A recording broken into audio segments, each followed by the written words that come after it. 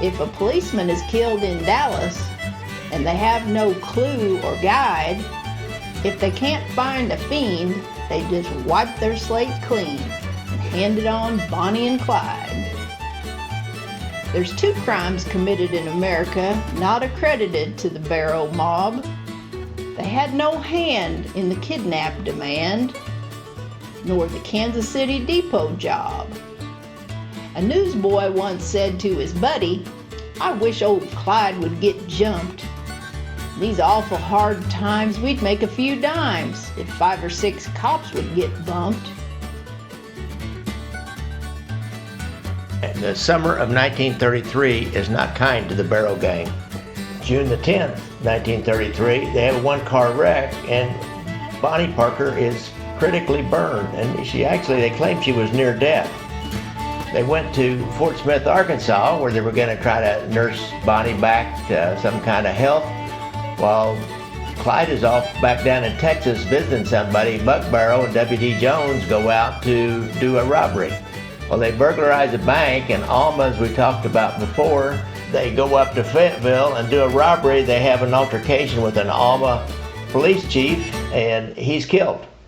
They now head up into Missouri. They're on the run. They've been camping out. They're looking for some place to stay. They're starting to run low on money again.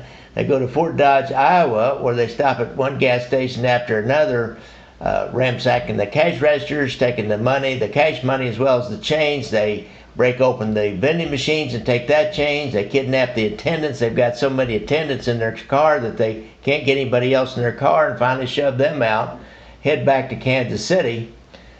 Got about $150, mainly in change.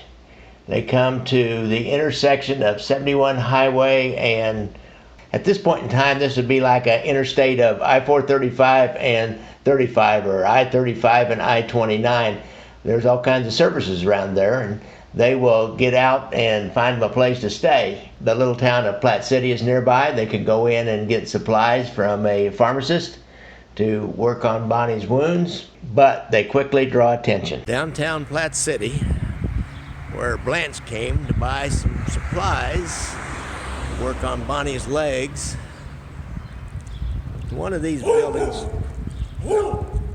buildings down here, damn dog's barking at me, would have been the pharmacy. The guy said the pharmacist, the druggist, told the county sheriff, Sheriff Coffey, that there's this lady dressed in these slinky clothes, riding pants, buying supplies for somebody that had a wound.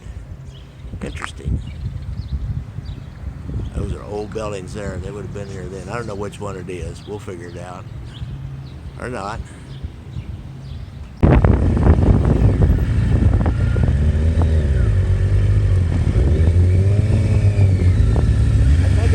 Over there.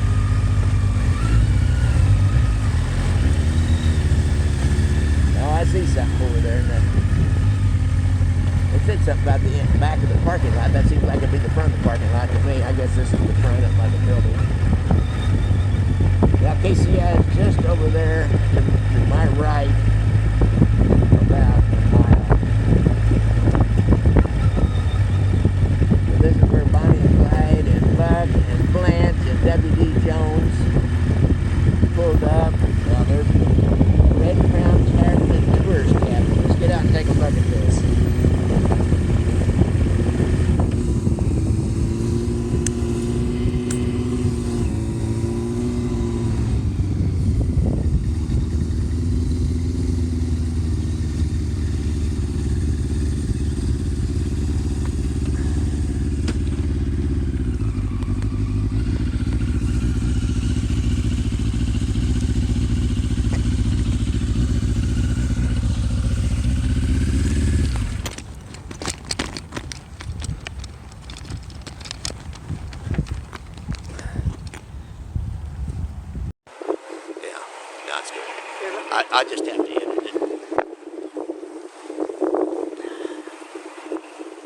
so they've gotten to The junction. They've gotten to the junction. It's called the junction, 169 and 291.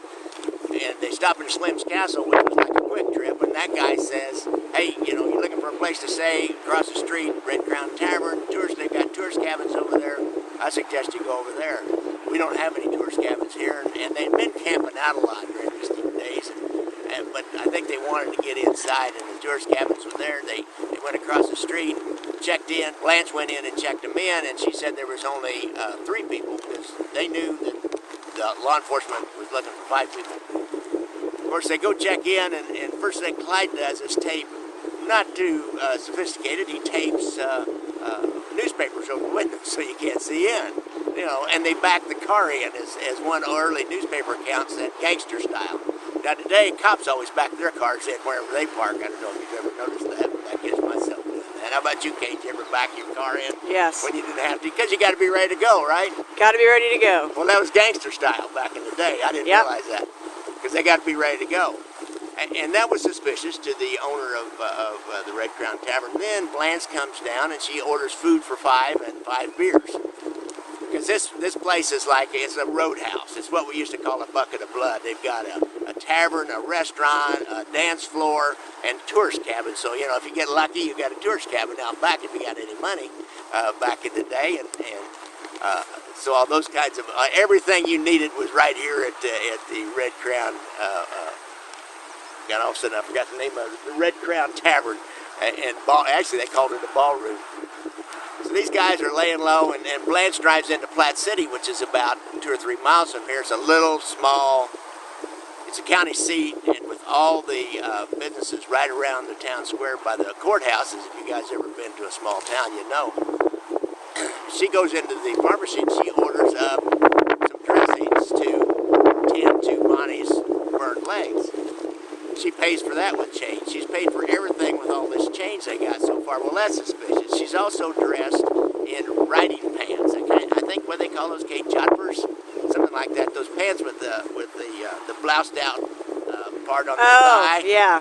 And riding boots. And she looked as the guy at Platte City, the pharmacist, told the sheriff, said this lady was in here. She was dressed all slinky-like. And, you know, they weren't used to seeing some woman walking around in eastern riding pants in Platte City, Missouri. Believe me.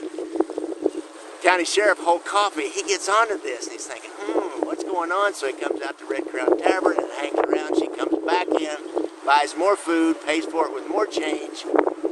He gets a closer look, and he sees, you know, he learns that the car's been backed in. He learns that it's a Ford.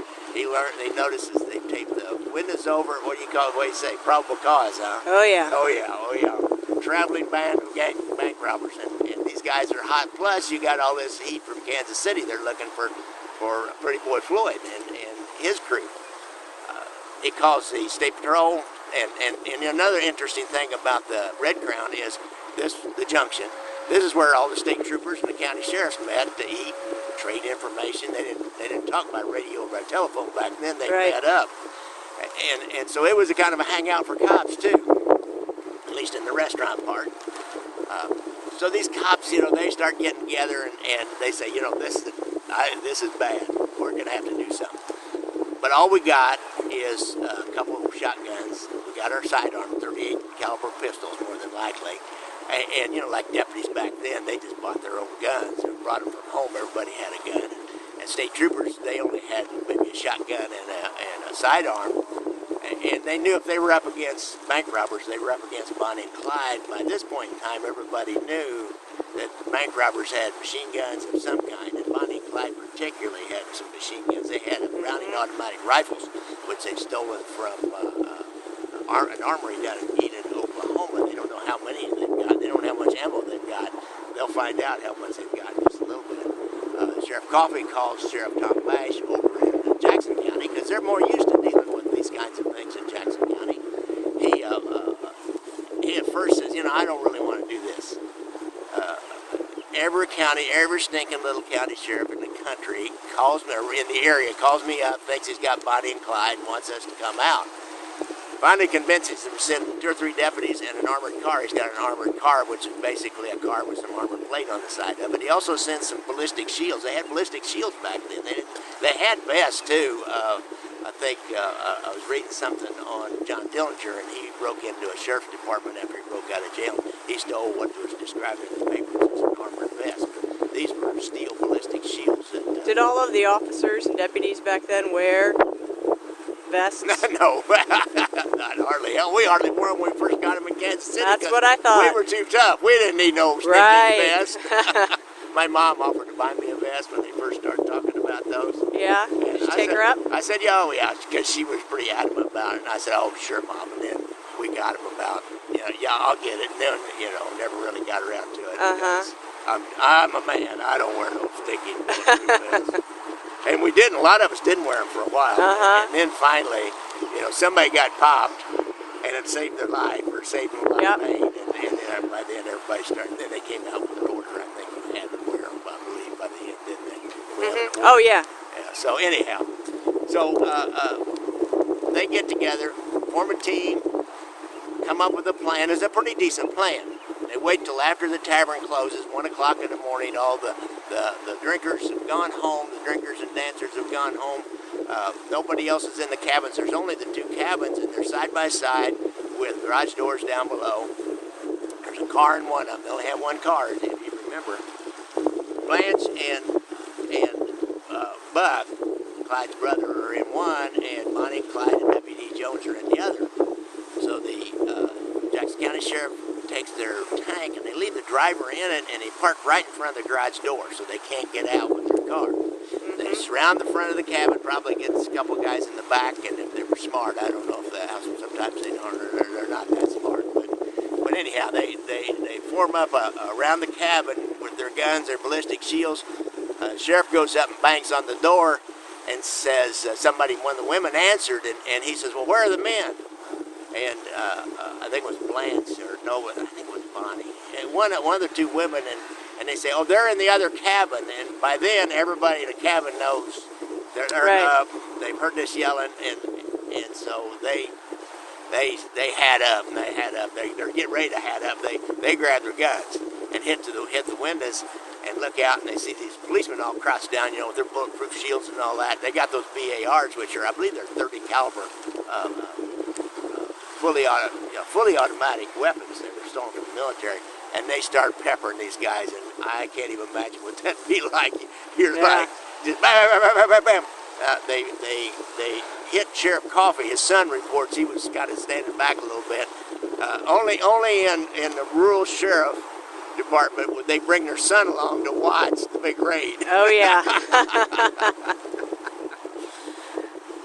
He sees his dad get hit right in the ballistic shield with one of those several rounds of BAR, and it knocks him ass over end backwards.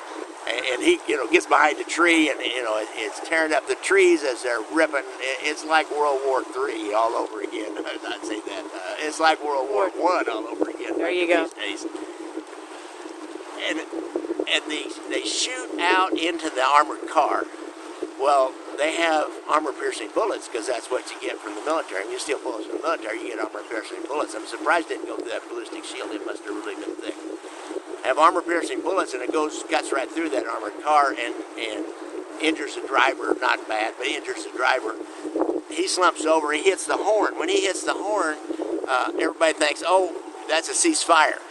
I don't know if they had a signal like that or something. Everybody stops shooting. Buck and Blanche, they have to go out of their apartment to get to the garage. Buck and Bonnie and Clyde and WD, when they stop shooting, they run down and jump in their car. The sheriff's department by then thinks, okay, it's over, let's go in because there's no shooting. The guy driving the tank, I don't blame him. He needs to get out of there. He pulls the tank away, or the armored car away. Blanche and Buck come running out. They start shooting at them. They run in the garage doors open. They jump in the car and take off and take on off. Nobody really wants to follow Bonnie and Clyde. Yeah. From that, and I don't blame them. I guess they were totally outgunned and outcarred too, probably because they always use those B-84s.